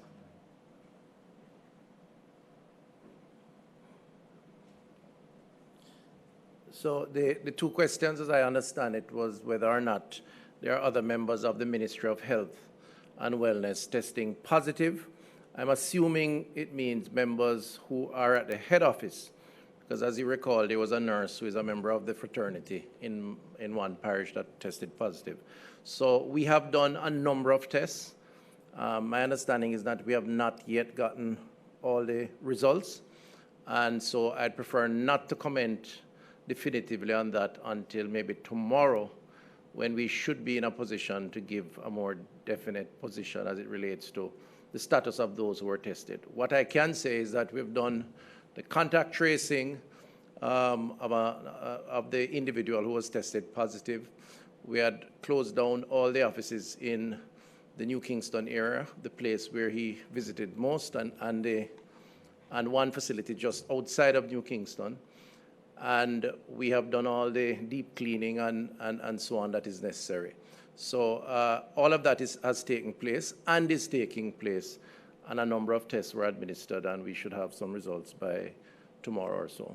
As it relates to the other BPO facility, is there...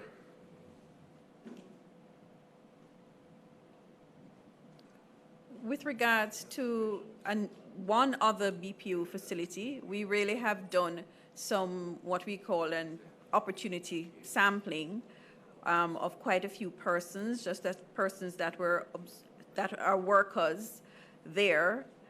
We haven't gotten back those results as well as yet. And in terms of the other BPO facility that had closed, there was a contact from the Alarica call center.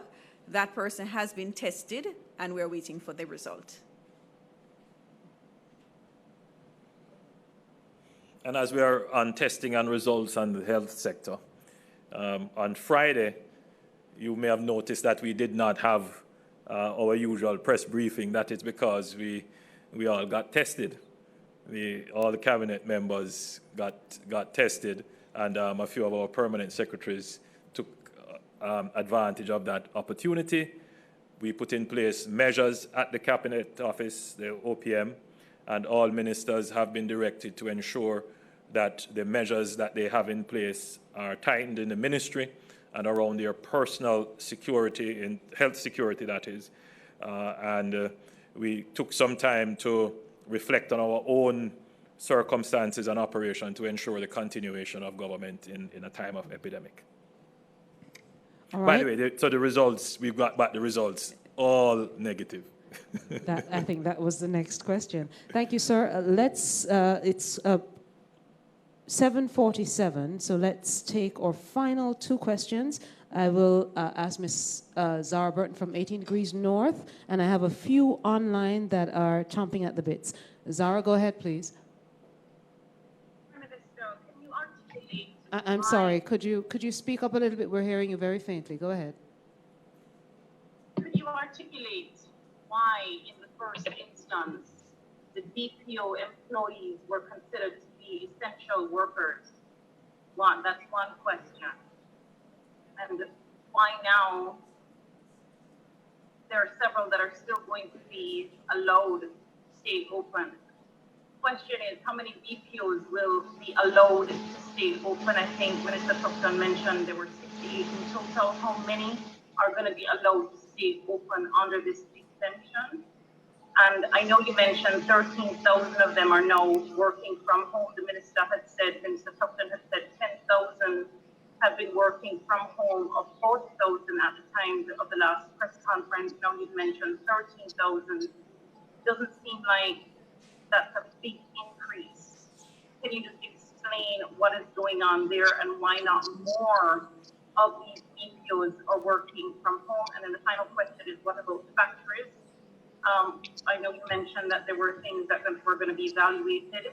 Are you going to be looking at factories? Have any factories come to your attention so far, just in general, about their working conditions and their social distancing measures? So I didn't get to hear the first part of your question regarding BPOs and essential workers. The term essential worker has a legal classification to it, so I try to avoid using it. Because what we have done is, under the curfew orders, we have created some categories of exemptions. So BPO workers were exempted, and the reason is that there are some services that really cannot be shut down, because shutting those services down literally would shut down all other services that rely on them. So you have some operations, I'm not speaking specifically about BPOs, that are data centers. Okay? If data centers go down, the knock-on effect is incalculable. So those have to remain up, and those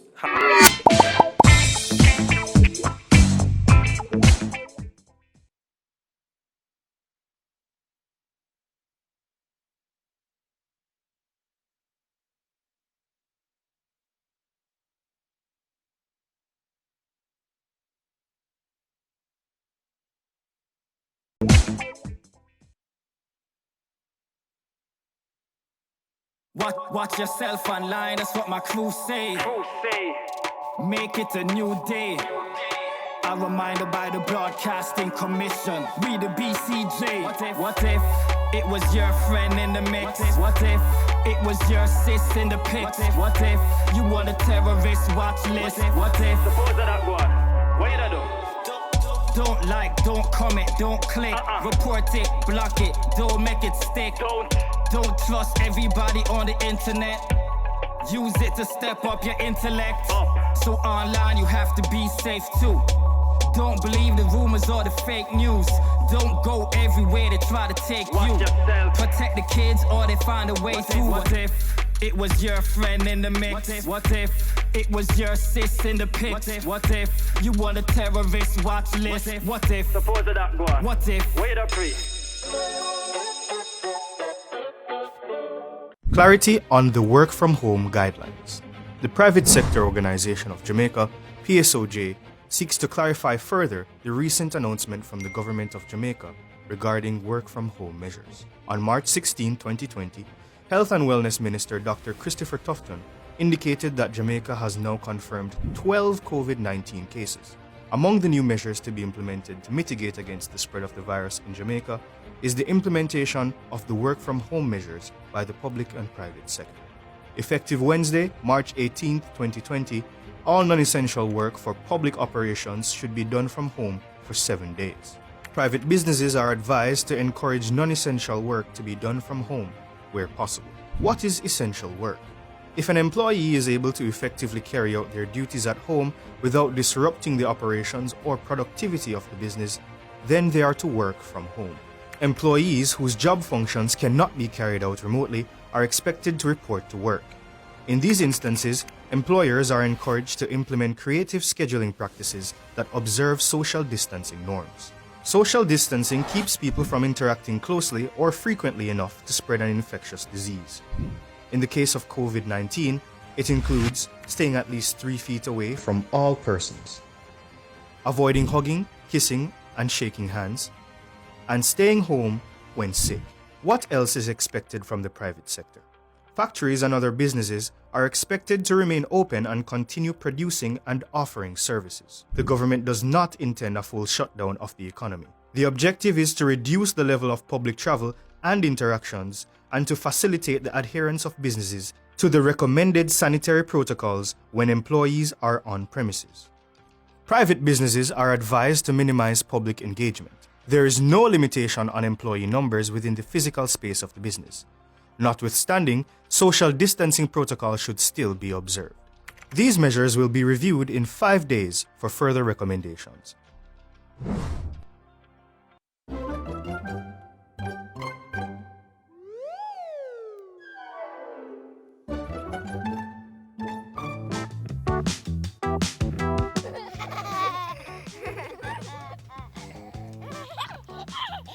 The good news is you can protect yourself and your family against the coronavirus called COVID-19.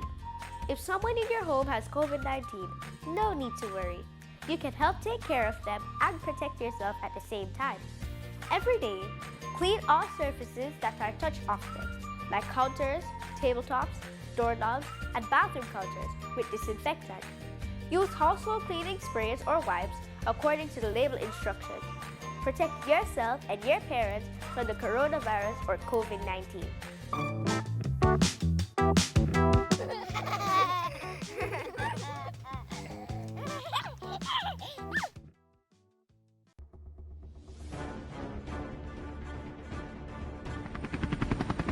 I am Jamaican.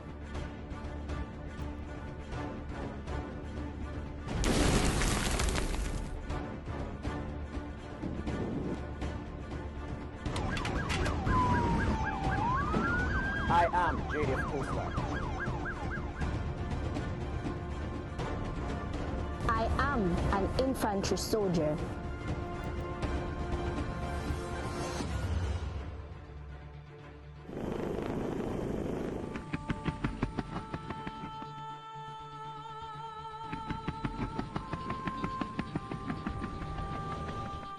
I am JDF Railway. I am a JDF soldier.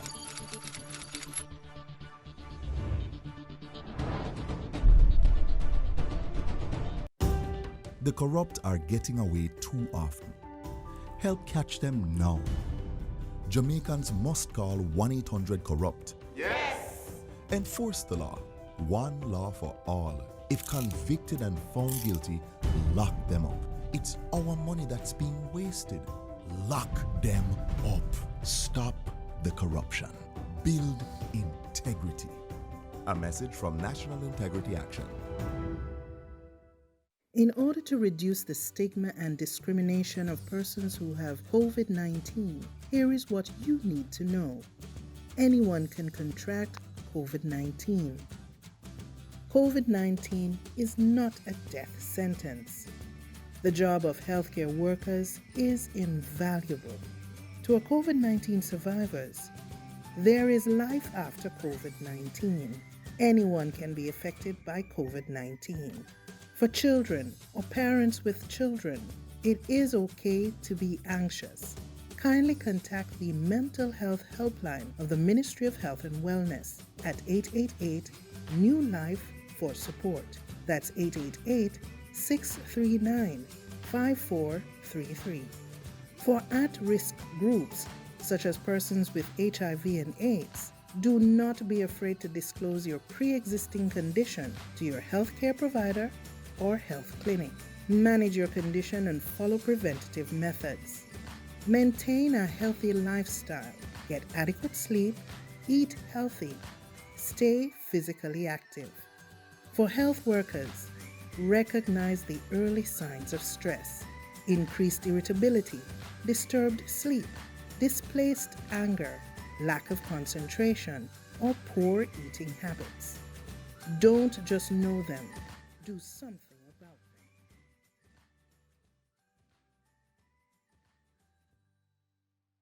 them. 13,000 persons to the work from home modality. Now, the person who asked the question earlier said that the Minister of Health had said last week 10,000.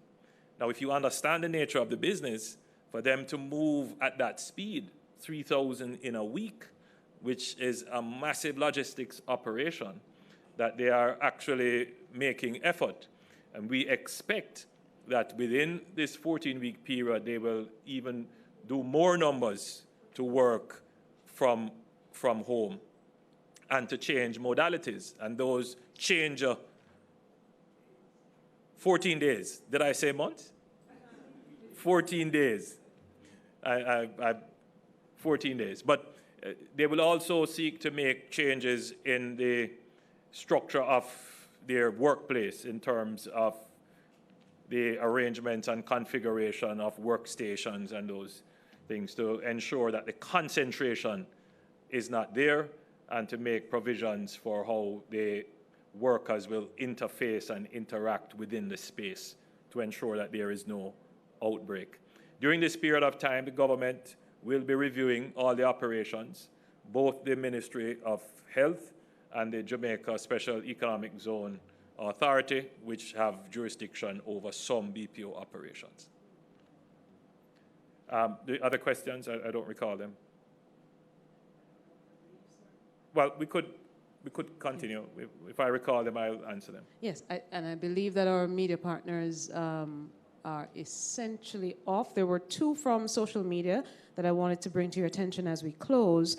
Residents are asking, and there were several questions from the residents concerning utilities and the ability of government to intervene on their behalf concerning JPS bills or any other bill that they would, because of the restricted movement in St. Catherine, they would be impacted. It's a difficult question to answer, Naomi. We have a deregulated sector, meaning that government does not directly intervene in these matters. There is an independent regulator in the OUR where there is a structure as to how bills are calculated. I would be very cautious in answering any question to give any suggestion that the government could intervene. Government always has a residual responsibility and ability, but that has to be exercised within the context of our laws and what our laws allow.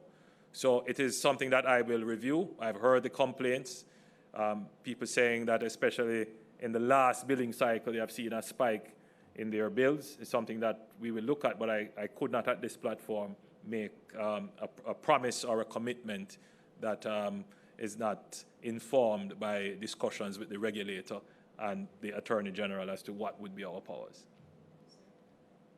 Thank you, sir. It's 8:02, 58 minutes before the island-wide curfew. So if you would, you may make your final statements. Well, just for clarity, there are some persons asking about the all-island curfew.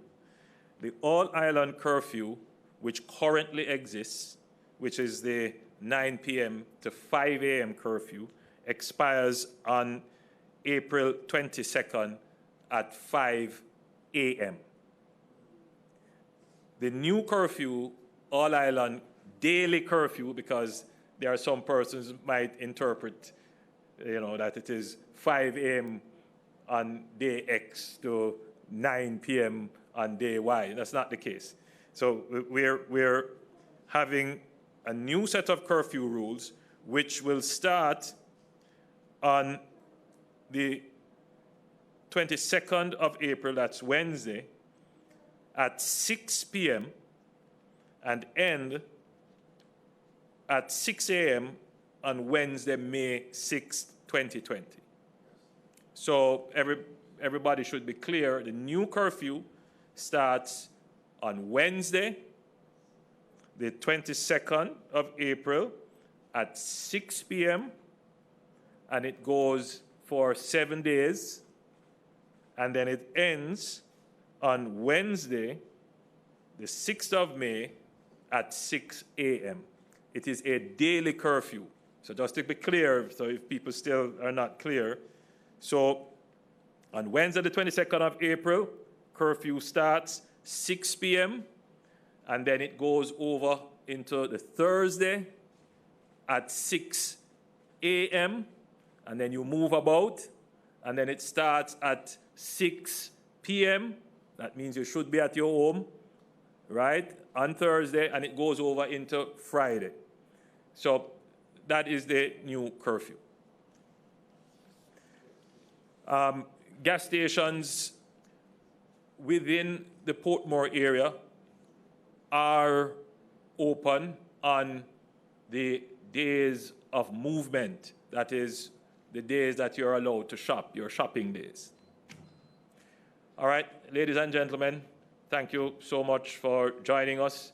And I do make my final appeal of this press conference to all Jamaicans that we have to act responsibly. There is no need whatsoever, and I repeat that, there is no need for panic. There is no need for panic buying. There is no need for bungling up at the food outlets. There is absolutely no need. The measures are designed to, yes, limit your movement, but also to give you enough time and consideration of your financial status to be able to stock and store or to buy and store. So there is no need whatsoever for panic. Thank you so much, Mr. Prime Minister. That ends today's press briefing. We please ask you to stay home and stay safe.